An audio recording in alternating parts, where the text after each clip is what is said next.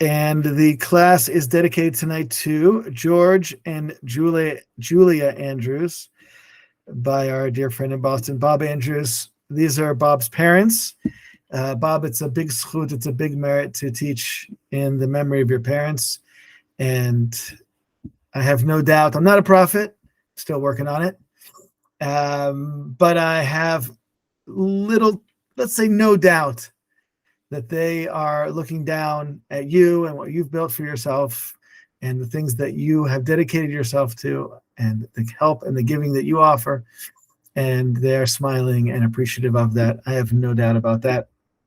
So this is George and Julia Andrews. We're keeping them in mind tonight for the learning that we're doing. And we're doing this as chizuk. We're going through difficult times. Everything that I'm surrounded by, all the podcasts that I listen to, social media, the conversations, walking out my door, getting in my car, we're inundated and surrounded by war and all the little details and all the bigger details. And we need to recharge, to maintain our spiritual connections, need to maintain an open relationship and an open dialogue with Hashem. And there are a lot of amazing people out there who are doing incredible hasbara for Am Yisrael right now, who are out there speaking and who are out there, really stating the case for Am Yisrael in the face of this incredible evil. I'm very grateful to them. That's not what I feel like my job is and my role is in all this. And my hope is that we can all together, myself included, maintain the openness and the connections, the spiritual connections, maintain an open dialogue with Hashem. Because I don't think, and again, speaking for myself, it's hard to go through these times and not have big questions and not have questions on God and not feel disconnected and wonder where Hashem is during these very, very difficult times and how can Hashem let these atrocities happen. So the best we can do is to hold on to these incredible spiritual figures that we have, those who have come before us and dealt with challenges in the way that they've dealt with them. They offer us a path, and to turn to Hashem. Maybe I mentioned it before. We'll see some Rabbi Nachman tonight as well, but Rabbi Nachman says it's just so sad. It's just so sad for those who don't believe in God, because to whom do they turn? Where can they turn? And those of us who have a relationship with Hashem, those who strive to continue and to build that relationship with Hashem, those who struggle with that relationship with Hashem, we have to whom to turn. And we definitely, during these times, want to maintain open lines of communication. So that's what I really want to do tonight, maintain those open lines of communication. And we'll see Gemara, a piece of Talmud from Tractate Menachot. I'll share it with you again. I'll go behind the curtain of the text. This is a text that maybe some of you have seen before. It's a very well-known text. Maybe it's one of the most well-known texts about Rabbi Akiva. And it discusses not only who he was and his incredible spiritual level and his level in Torah, but also his passing away. And it also has Moshe. And it puts two of our most important figures together in a dialogue that never happened. So let's see Moshe and Rabbi Akiva.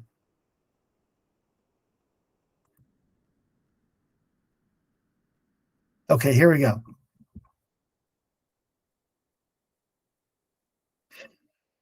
Now, when I teach this at the university, and I think maybe Yoni and Celeste actually learned this with me, but it's good. We'll see it again together. We all have what to gain from it, even if we've seen this before. There are really two parts to this Gemara, and it really requires two classes to be able to peel back the layers. At least two classes, let's say. The first section we're not going to be able to dive into. It's not the theme of the discussion tonight.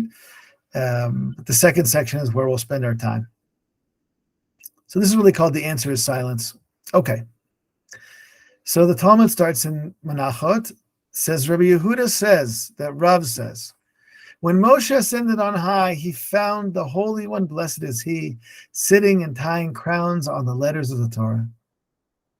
Moses said before God, Ribono shel olam, master of the universe, who is preventing you from giving the Torah without these additions? So Moshe goes up on Mount Sinai, he elevates, he ascends, and he sees God tying crowns on top of the letters of the Torah. If anyone's ever looked inside the Sefer Torah itself, there are 7 letters that have crowns on top of them, which look like 3 little tiny points that are jutting out from the top of these specific 7 letters, and they're called crowns. Now, God doesn't have a body, and God doesn't have fingers, and God doesn't tie letters on to tie crowns onto letters, okay? This is a story that's meant to teach us something very, very deep. So Moshe goes up there, and this is what he sees. God says to him, there's a man who's destined to be born after several generations in the future, and Akiva ben Yosef is his name. He is destined to derive from each and every thorn of these crowns mounds and mounds of halacha. In other words, well, I'm putting these crowns on because there's going to be someone, and his name is Akiva, incredible guy. He's going to be able to draw out Torah law from the crowns. In other words, we usually understand the text itself as teaching us the laws. But Rabbi Akiva is so great, has this incredible vision. Talked a little bit about Rabbi Akiva's vision last time. Rabbi Akiva has this incredible vision, and he can draw out laws even from the crowns themselves. So we already get a taste that Rabbi Akiva is a very special person. Now, the Gemara continues in the story, and Moshe is transported into the classroom of Rabbi Akiva. He's like brought into the future. He goes into sort of a time machine. He ends up in Rabbi Akiva's classroom. There's a whole back and forth there. We're going to skip that part of the dialogue, though it's very worthwhile. And if you haven't seen it before, you want to see it again, definitely check it out. You can find it on Safaria, Kaf Tet Amud Bet. We're skipping ahead a little bit to the section I want to focus on. So after the incident in the classroom, Moshe is blown away by Rabbi Akiva's Torah. If he wasn't impressed enough by the tying the letters on, he was definitely impressed after having what Moshe saw in Rabbi Akiva's classroom.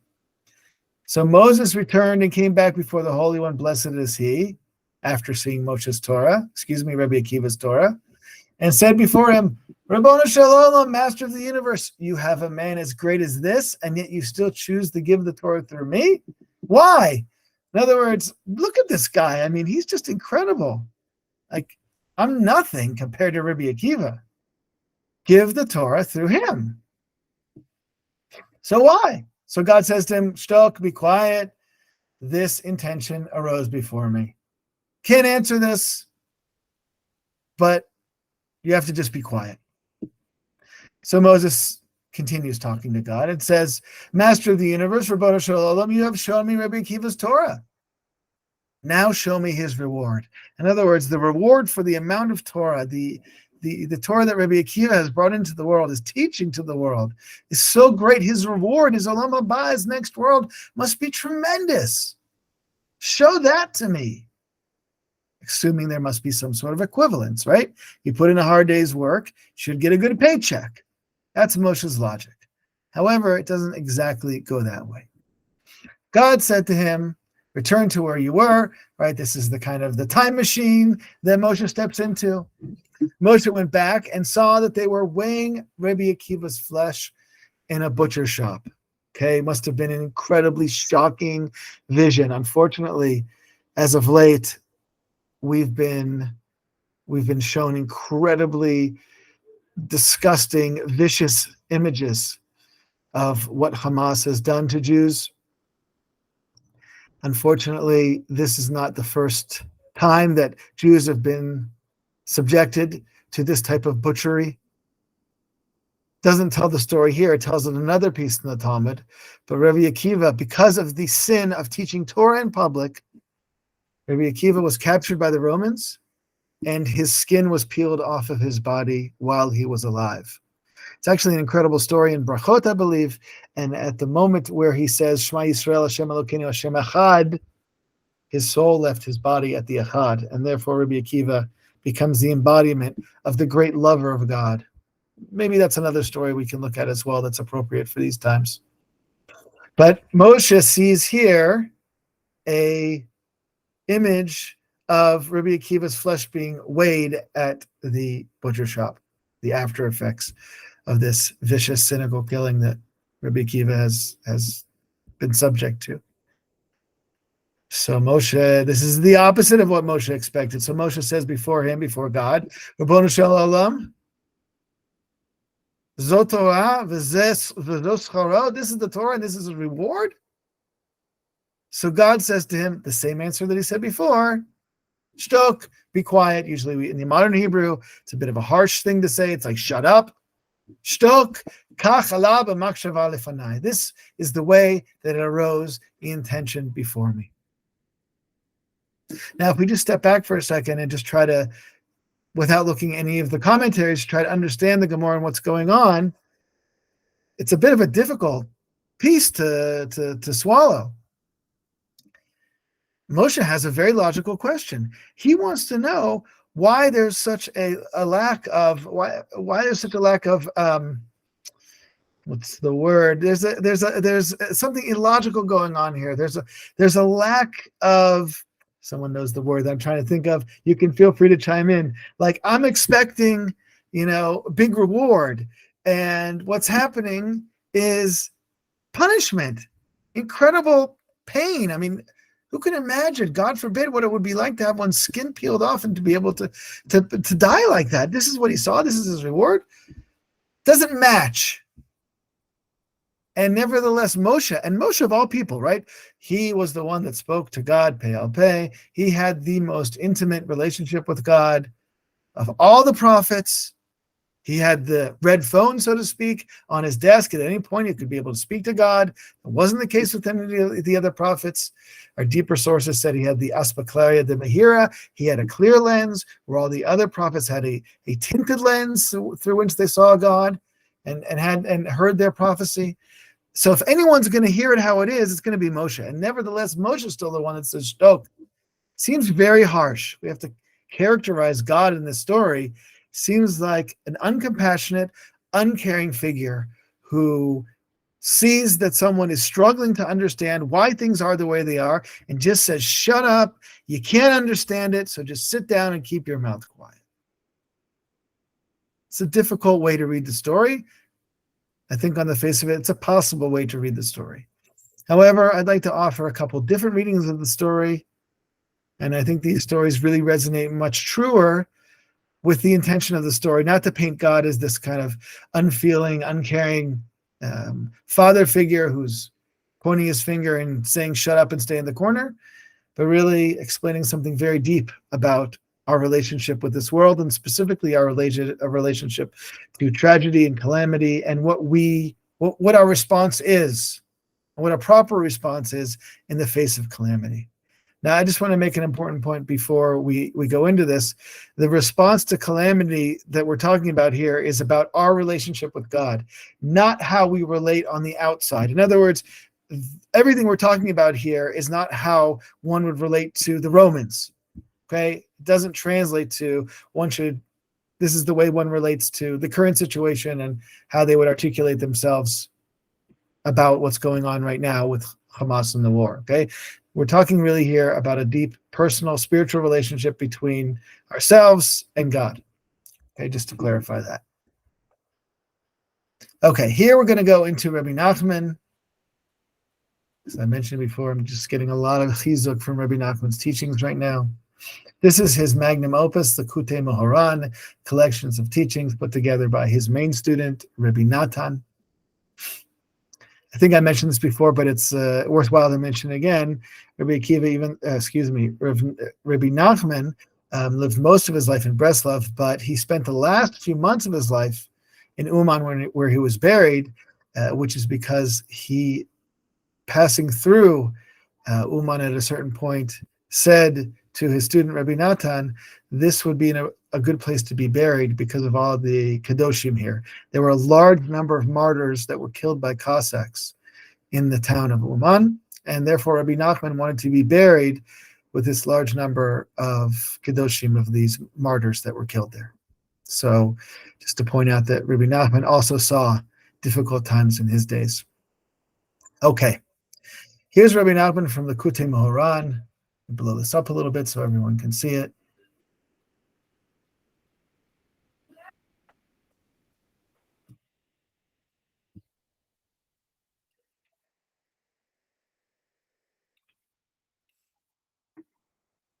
So he quotes the Gemara that we saw, and he says, this is analogous to what we find of Moshe when he asked regarding the death of Rabbi Akiva.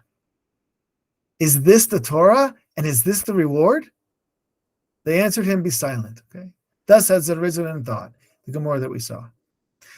Rabbi Nachman's explanation as follows. That is, you must be silent and not ask for an answer and solution for this question. This is because thus it has arisen in thought, which is more exalted than speech. Therefore, you must keep silent regarding this question, because it is the aspect of arisen in thought, where there is no speech to answer it. So as opposed to understanding the answer that God gives to Moshe as shtok, shut up, sit in the corner, you can't ask that question. Rabbi Nachman reads this in a very creative way, and he says that the word shtok, be quiet, not that you should be quiet, but that shtika, quietness, silence, is the answer. In other words, standing in front of this horrific scene of Rabbi Akiva's flesh being weighed, the only response that we have to that, again, between ourselves and Hashem, is silence. Why is silence an appropriate response? He says, because it is in the aspect of arisen in thought. There is no speech to answer it. In other words, there are no words that can capture this. Words, in Hebrew, this is helpful, are called tevot, boxes. Words are little boxes, and we try through speech and language to try to contain within this word. We communicate something that this word elucidates in the another person. I say to someone, I say to my kids, I say to my wife, I love you, care about you, I'm angry, I'm sad, I'm happy. All these words have different meanings. That box, that teva, expresses something within it that the other person who I'm trying to communicate with can understand. That's the best we got. But at the end of the day, it's really a crude form of communication. It would be much better if we could do like some sort of mind meld or some sort of, telepathic connection where we could kind of just, and not even with words, but just like, be able to read our thoughts and express emotions and thoughts without having to articulate them and put them in these boxes. But we can't do that. We can't communicate that way. We can't understand things that way. The way that we interact with and communicate with the world and with one another is through these boxes called words. At the end of the day, they're flawed. So Rabbi Nachman says, when you're looking at Rabbi Akiva and what he went through, don't try to find language. Don't try to use words. Don't try to find a box that will somehow contain what it is that happened to Rabbi Akiva. There is none. There's no box. There's no way for me, says God, so to speak, to Moshe. There's no way for me to articulate to you how this works. There's no word that will capture it. So therefore, when you sit at the edge and you look down, the only thing you can do is stare in silence. Now, this silence is not a silence of being cut off from it. It's an engaged silence. That might sound like a weird term. Again, I'm struggling to use boxes to try to capture the experience. But if you can picture yourself standing on the edge of a cliff and looking over it, trying to capture what that is, that's really what God is trying to express to Moshe. You're standing at the edge and there's no way to walk from here. There's no path that I can take you on that will allow you to be able to really get this. So you stand there at the edge of the cliff and you look down in an engaged silence, and that's the best you can do to be able to appreciate why it is that this happened. So that's the first piece in Rabbi Nachman here. The second piece is a similar theme, but he takes a little bit of a different angle here. So again, in the Kutei Moharan, Rabbi Nachman says, this seems difficult. He's talking about the piece of Gemara that we just saw. Why did God tell him, be silent, after he'd already voiced his question? And what is the point of the silence after he asked what he asked? In other words, it's too late. The cat's out of the bag. Moshe already asked the tough question. He was the guy in class who likes to stir the pot, who wanted to understand why it is that this could happen. He asked a tough question. So why Hashem says, shtok, shut up. It's too late. So Rabbi Nachman says, however, as soon as Moshe gave voice to the difficulty, the solution immediately came to his mind. But if he were to articulate the solution, a different transcendent perception would be internalized. And this would bring him to a stronger and more comprehensive difficulty than he began with. God therefore told him, be silent. In other words, he should be silent and not reveal the solution, so that he does not come to a stronger and more comprehensive difficulty that he began with. In other words, Moshe has dived down inside the rabbit's hole. As soon as he raised the difficulty, he thought of an answer. But then, if that answer would be answered, if that question would be answered, then another question would come up, and then that would have to be answered. But that would bring about another question. He's gone into this infinite loop of questions about how Hashem works in the world. And there's no way to get out of the infinite loop. You're stuck, Moshe. Once you start to open your mouth and try to articulate some sort of response, you're in an infinite loop and you'll never get out of it. It's just one of those things that does not have an end answer. There's no bottom line. Some questions that we have just run us around in circles for all of time. And if you look at any of the sages throughout all of our history that struggle with these questions, I mean, here we're in Rabbi Nachman, the Kuti Moran, he's already the 18th century. These questions we've been struggling with since the beginning, since the Torah was given. And before, since the beginning of man's ability to be able to think and have consciousness, these questions have been bothering us. And we're far down the line from that, and we still haven't gotten to an answer. So that's what Rabbi Nachman is saying here. That's why God said, Shtok. You're in one of these questions that has an infinite loop, and you're never going to come to an answer. So again, the proper response in those type of questions is silence. Not a silence where we're removed from it and we're quieted from it, but a silence of engagement, of internal, emotional, intellectual engagement that does not have any verbalization. It's a silent scream almost. Rabbi Nachman says when one davens that you should scream silently. So maybe we could say that here, that Moshe Rabbeinu, the only thing that you can really do when you see Rabbi Akiva's flesh that's weighed in the markets, in the Roman markets, is to scream silently, to stand at the edge and know that there's no way to articulate what it is that we're going through. And I guess it's probably obvious at this point why it is that I brought this text. I find it to be something that gives me a lot of chizuk, because I look at what's going on and I hear details what's going on, and I try not to hear too much, but I want to know what's going on. And you hear these things, it's so horrific and it hurts so much. And I want to keep the lines of communication and connection open between us and Hashem. And I think an appropriate response between us and Hashem when we look at these things within ourselves is to appreciate that there are no words that are going to come and comfort us. There are no answers that are going to be given. We look at the atrocities of the 1,400 people that were killed, men, women, and children. The way that they were killed, we're not going to be able to get an answer that's satisfactory from God. So the best we can do, says Rabbi Nachman, is to sit with an engaged silence and to scream a silent scream. Hopefully this can provide comfort and strength for all of us as we look at these questions which seemingly have no answer.